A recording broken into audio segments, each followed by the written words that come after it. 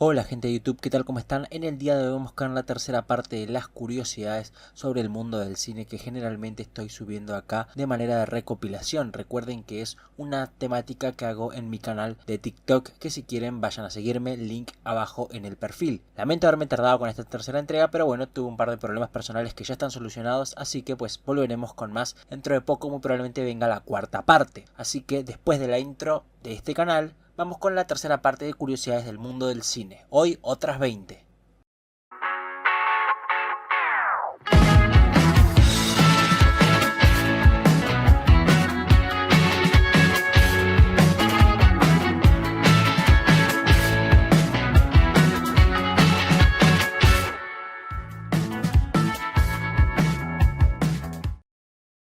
Metrópolis es una película muda alemana dirigida por Fritz Lang y estrenada en 1927. Una historia bastante conocida de la misma fue la censura que tuvo, ya que sufrió varias ediciones y cortes que redujeron significativamente su duración original. Durante décadas se creía que gran parte del material original se había perdido para siempre. Sin embargo, en 2008 se hizo un descubrimiento sorprendente en Argentina. Se encontró una versión casi completa de Metrópolis en 16 milímetros. Esta copia había sido enviada a Argentina en la década de 1920 para su distribución y, aunque faltaban algunas escenas, incluían partes que se creían perdidas. Entre el Museo del Cine de Buenos Aires, la Fundación Murnau y el Archivo Federal de Cine de Alemania reconstruyeron la película lo más fielmente posible a su forma original, que fue finalmente estrenada en el Festival de Cine de Berlín del año 2010.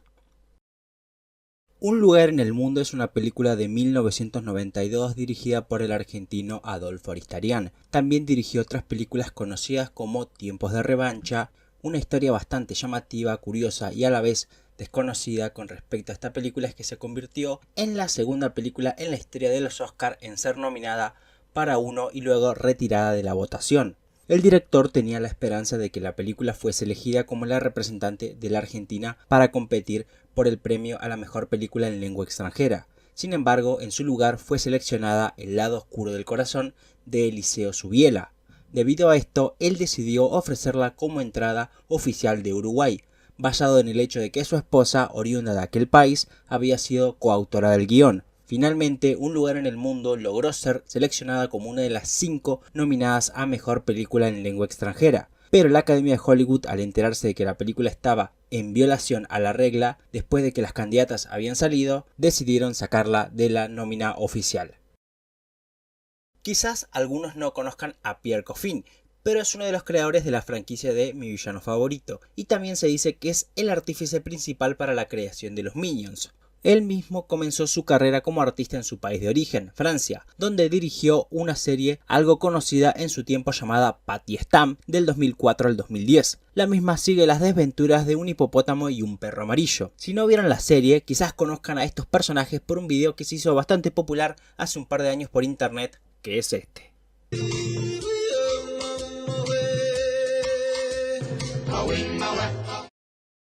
Si sos frecuente usuario de la red social X, antes conocida como Twitter, muy probablemente te hayas encontrado con este video.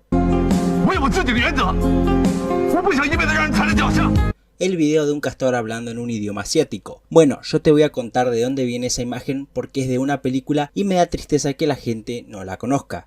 La misma es de una película de 1986 del director de Hong Kong, John-Woo, llamada A Better Tomorrow o Un Mejor Mañana.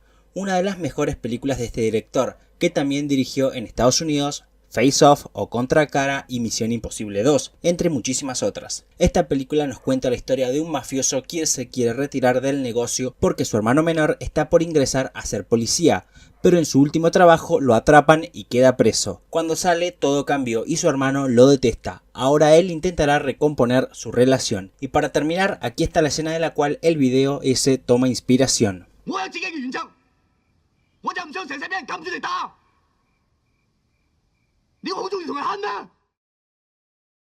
Hace un par de días se subastó el guión original de la primera película de Star Wars que usó Harrison Ford para estudiar su parte, junto con los planes de rodaje.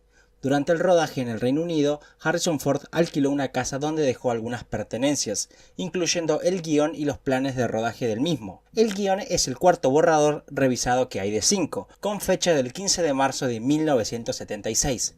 Su precio inicial fue de 9.352 euros y se vendió por casi 10.000 euros a un comprador en Australia. Los planos del rodaje se vendieron por 4.400 euros. Además del guión, se incluyen un par de copias del plan de rodaje y algunos apuntes técnicos que había realizado en su momento Ford junto con una carta de su agente. ¿Se acuerdan que hace un par de días les conté la historia de la restauración de Metrópolis y pocos días después nos enteramos de otra restauración y para mí es la noticia fílmica del año? La restauración de Napoleón de 1927 de 7 horas. Se estrenará la versión restaurada de la película Napoleón de Abel Gance, una epopeya del cine mudo de 1927, conocida como la versión Apolo, en París en este verano. La restauración, dirigida por Georges Méliès y respaldada por la Cinemateca Francesa, el Centro Nacional y Netflix, entre otros, ha tardado casi 2 décadas en completarse y ha costado alrededor de 3 millones de dólares. La nueva versión se presentará en 2 partes durante 2 noches, 4 y 5 de julio, en el Seine Musical, con una nueva partitura interpretada en vivo por más de 250 músicos. Utilizando técnicas de restauración avanzadas, se han reconstruido fotogramas faltantes y se ha convertido la película en alta definición, manteniendo la esencia del original. La duración de cada una de las partes es la primera de 3 horas y 40 minutos y la segunda de 3 horas y 25. Una de las escenas quizás más recordadas de Spider-Man 1 del 2002 de Sam Raimi es la mítica primera lucha que tiene Peter Parker como Spider-Man cuando se adentra al mundo de la lucha libre. Quizás aquellos que no saben tanto de este medio no se dieron cuenta del pequeño papel que tiene ahí Randy Savage, más conocido como Macho Man. Él interpretó al personaje de Bonesaw McGraw, quien es sumamente importante para el desarrollo de Peter Parker cuando demuestra sus poderes por primera vez. Randall Mario Poffo, como se llamaba verdaderamente, fue uno de los grandes luchadores durante los años 80 y 90 para diversas compañías de lucha libre, como la WWE, donde es miembro de su característico Hall of Fame, y WCW, una vida llena de polémicas y escándalos extradeportivos. Lamentablemente murió en el año 2011. Una de las curiosidades más divertidas que tiene el Hollywood clásico es todo el lío que se armó en torno a Veronica Lake y su característico peinado. Ella fue una actriz que tuvo una gran época de esplendor en el cine a comienzos de los 40 con películas como El viaje de Sullivan o Me casé con una bruja, entre otras. En 1941, con apenas 19 años, llegó al estrellato con su papel en la película I Want Wings. Una casualidad, durante el rodaje dio lugar al ya mítico peinado conocido como Peekaboo. Según cuenta ella en su autobiografía, durante la prueba de cámara mi cabello no dejaba de caer sobre mi ojo. Pensé que había arruinado mis posibilidades para el papel, pero al productor Arthur Harlow le pareció genial. Él ya tenía experiencia y sabía que ese peinado era algo de lo que la gente hablaría, y lo hizo francamente. Su estilo tan característico traspasó la pantalla y empezó a ser una sensación su belleza y su pelo, no solo para las revistas de cine, sino para las revistas de moda como Vogue. Muchas mujeres quisieron seguir su estilo y justo pasó algo que haría pasar esta situación de una mera moda de estilo a un asunto de Estado. Estados Unidos entró a la Segunda Guerra Mundial en 1942 y muchos hombres fueron llamados a combatir, por lo que la gran mayoría de las fábricas de producción tuvieron que emplear mano de obra femenina. El problema surge cuando empezaron a ocurrir muchos accidentes porque el pelo quedaba atascado en las máquinas. Era tal la cantidad al día que el gobierno tuvo que intervenir y obligar a Paramount, empresa fílmica para la que ella trabajaba, y la actriz a cambiar su manera de peinarse, al menos hasta que llegara el fin de la guerra, porque muchas mujeres imitaban su estilo. Por eso, en 1943, hizo uno de los anuncios que se proyectaban antes de las películas mostrando un nuevo peinado más acorde al estilo que pedía el gobierno. A partir de ahí, nada volvió a ser igual para ella.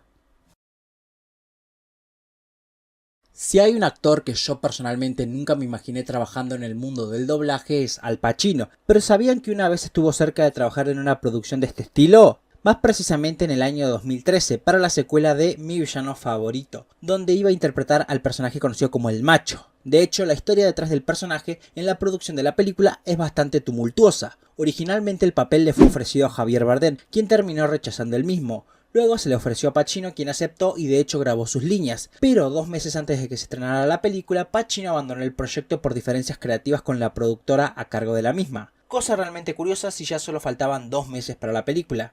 De hecho, en el tráiler de la versión en inglés aparece acreditado como actor de voz. En cualquier caso, la voz del personaje la terminó haciendo Benjamin Bratt, quien en esos 2 meses realizó sus voces y se logró estrenar en tiempo y forma la película. Además del registro de las noticias de aquella época, se pudo encontrar en el portafolio de un animador de la película subido a Dailymotion un pequeño extracto de cómo sería la voz de Pacino como el macho. Un curioso caso de lo que ahora se conoce como Lost Media. En el día de hoy nos sumergimos en una de las investigaciones más raras de la historia.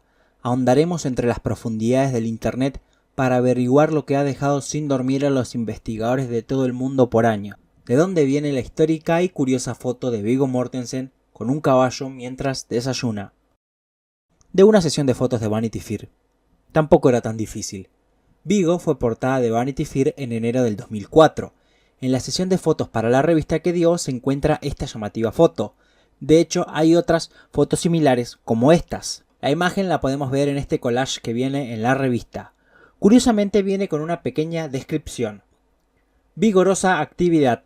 Mortensen en Stonington, que es un pueblo de Connecticut, con un simpático pony de Shetland.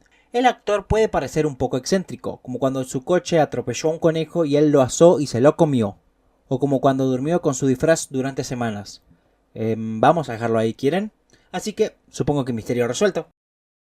¿Sabían que Coca-Cola tiene un premio Oscar a Mejor Película? Bueno, tenía. Es muy rara la historia. Lo que sí es que ganó varios premios Oscar. En 1981 la empresa adquirió la productora de cine Columbia Pictures como parte de su expansión comercial y posicionamiento de la marca en otros ámbitos que no sea el mundo de las gaseosas. Desde 1981 hasta 1989, Coca-Cola estuvo a cargo de producir diversos largometrajes donde hacía una erogación importante de dinero que pocas veces se veía retribuida en la taquilla. Produjo películas importantes como Karate Kid, Los Cazafantasmas, Stand By Me, Tootsie, etc. Una de esas películas fue Gandhi de 1982, que nos narra la vida del famoso pacifista y su particular forma de protesta. La película fue dirigida por Richard Attenborough y protagonizada por Ben Kingsley. La película fue un éxito total de taquilla y recepción por parte de los críticos. Recibió nominación a 11 premios de la Academia, de los cuales se terminó llevando 8. A saber, obtuvo la estatuilla por Mejor Director, Mejor Actor, Guión Original, Montaje, Fotografía, Dirección Artística, Diseño de Vestuario, Maquillaje y Mejor Película. Los otros días, mientras volví a ver Annie Hall de Woody Allen, me picó el bicho de la curiosidad sobre la historia detrás de las secuencias de animación que tiene el filme. Realmente es muy interesante. Si nos fijamos en los créditos de la película, la secuencia estuvo a cargo de Chris Ishii, quien nació en 1919 y falleció en el año 2001. Fue un reconocido animador y caricaturista que trabajó para diversas compañías a lo largo de sus décadas de trabajo, como Disney, UPA, la United Production Artists, donde trabajó para la caricatura de Mr. Magoo.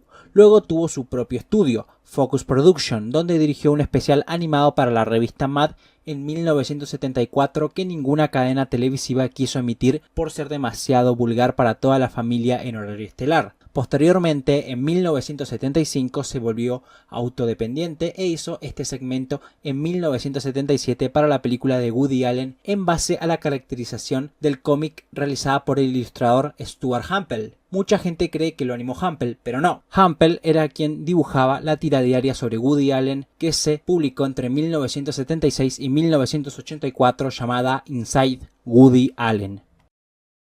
Si eres fanático de Luis Miguel, seguro sabrás que durante los años 80 intentó combinar su carrera de música con la actuación y estelarizó 2 películas. Ya Nunca Más de 1984 y Fiebre de Amor de 1985, aunque en un momento parecía que volvía a dar un revival con la actuación y fue cuando estuvo cerca de protagonizar La Máscara del Zorro de 1998. La oportunidad llegó a Luis Miguel porque a Campbell, director de la película y quien venía de dirigir Golden Age para James Bond, le interesó la imagen y el porte que el artista tenía en aquella época. De hecho, dicen que otro que estuvo haciendo casting para esa película fue Cheyenne, quien superó el primer casting pero no pudo ir al segundo porque ese día tenía que dar un concierto. En definitiva, Luis Miguel tuvo que dejar pasar la oportunidad porque en 1997 él se encontraba haciendo una gira de conciertos por su disco Romances a través de México, Sudamérica y los Estados Unidos. El Zorro pasó a manos del actor español Antonio Banderas. De hecho, si les interesa, los invito a conocer la historia detrás del rodaje de la película del Zorro, porque hay muchos cambios desde la preproducción y pudo ser muy diferente a como la conocemos hoy en día. Aprovechando que estamos en semana de Juegos Olímpicos, les traigo un dato que es bastante conocido pero no deja de ser sorprendente. El basquetbolista Kobe Bryant es actualmente la única persona en obtener una medalla de oro en los Juegos Olímpicos y un premio Oscar. Tiene 2 medallas de oro luego de representar a la selección masculina de básquet de los Estados Unidos en los Juegos Olímpicos de Beijing 2008 y Londres 2012, donde en ambos campeonatos se terminaron llevando la medalla de oro. Por su parte, el premio Oscar lo tiene por mejor cortometraje animado del año 2018 por Dear Basketball, que es básicamente una carta de despedida de él hacia el deporte que practicó profesionalmente por 20 años. Además, fue el primer deportista en ser nominado y ganar un premio Oscar. El Lorax es una película animada del año 2011 basada en uno de los cuentos del Dr. Seuss, una película que con el pasar de los años ha sido reivindicada un poco. Recuerdo que en mi juventud era directamente un sacrilegio hablar bien de la misma, pero parece que ha virado un poco la opinión general que se tiene con respecto a la película. Una curiosidad muy divertida que tiene esta película está vinculada con Danny DeVito, quien le dio la voz al personaje del Lorax, pero no solo en el idioma de inglés, sino que también para otros doblajes. El español, tanto el latinoamericano como el de España, italiano, alemán y ruso. Miren algunos ejemplos. ¿Eso es una mujer? Tanto, haré un pito lo que hay dentro. Vorhang auf. Bill. Sin lugar a dudas, esto demuestra la profesionalidad, versatilidad y compromiso que puso DeVito en el proyecto. Si alguien alguna vez me pregunta cuál es una de esas famosas escenas eliminadas para una película que me gustaría que se hubiera quedado en el corte final, sin lugar a dudas entre los primeros puestos estaría una escena increíble de El Show de Truman, el himno de Trumancia. Entre la lista de escenas que no llegaron al último corte está una escena donde todo el mundo que sintoniza El Show de Truman en esta película de 1998 de Peter Weir, interpretada por Jim Carrey, canta el himno de Trumancia, el himno o música característica del personaje. Como ejemplo de que esto existe es porque lo tenemos en un teaser trailer para la película. La escena en cuestión es esta.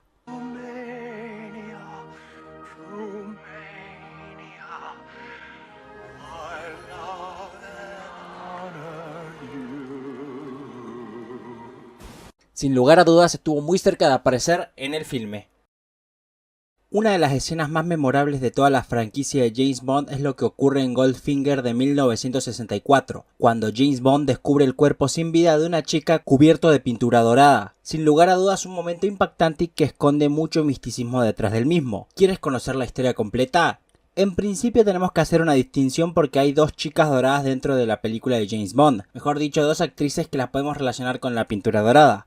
La primera de ellas es Margaret Nolan, quien es la chica que aparece en la secuencia de créditos de la película y lamentablemente hace un par de años falleció a sus 76 años. Por su parte, Shirley Eaton es la actriz quien en la película tiene un pequeño romance con James Bond antes de ser asesinada de esa forma tan grotesca. Para la escena la actriz se sometió a 1 hora y media de maquillaje. El maquillador que se encargó de pintarla utilizó pintura de modelo con millones de partículas de oro. Según la actriz, daba la sensación de ser como un gel cremoso y un poco grasiento. Aunque incómodo y caluroso, era como tener una segunda piel. Al momento de la filmación estaba presente un médico y una enfermera quienes recomendaron que no debía superar los 60 minutos con eso puesto. Por lo tanto, el rodaje y las fotografías que se hicieron posteriormente se hizo en tiempo récord. Ya para quitar la pintura, la ayudante de maquillaje y la chica de vestuario refregaron a la actriz varias veces y el resto tuvo que ser eliminado con varios baños turcos. La carrera de Eaton no duró mucho más y en los 70 se retiró para criar a sus hijos. Ella actualmente tiene 87 años y de hecho cuando cumplió 78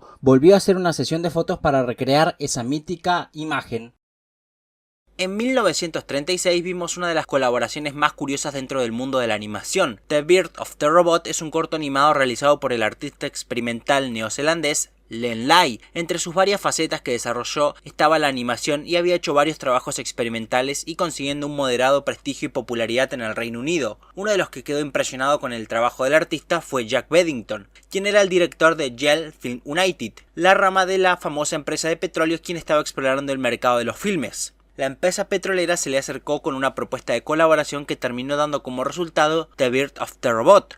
La animación no es más que publicitar los beneficios del aceite Shell para lubricar cosas. La película en sí es una extravagancia de stop motion sobresaturada que involucra un mundo mecánico que gira sobre una especie de manivela. Es realmente muy surrealista y curiosa de ver. El filme fue un éxito extraordinario para ser una película publicitaria que se proyectó en más de 300 cines y, según se informa, alcanzó una audiencia de más de 3 millones de personas.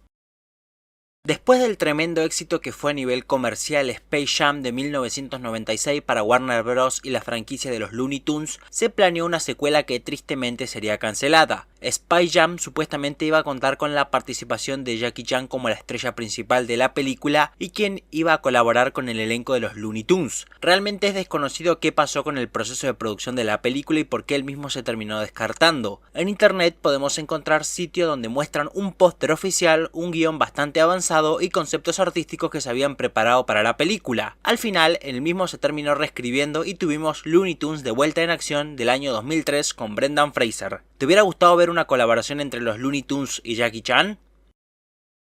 ¿Cuáles fueron los posibles avisos de una posible trilogía en la película de El Protegido? Si son seguidores de la filmografía de Shyamalan y su figura, se darán cuenta de que es una persona que siempre piensa que va o no incluir en sus películas. Aprovechando que es la primera entrega de una saga compuesta por 3 películas y desde un inicio estuvo pensada bajo esa lógica, quise averiguar cuáles son las menciones al personaje de Kevin Wendell Crumb, ya saben, la bestia, en esta primera entrega. En principio, según la comunidad, hay 2 grandes momentos. El primero de ellos es cuando Bruce Willis está probando a ver qué pasa cuando toca a las personas y se choca con una señora que lleva a un nene y él detecta algo.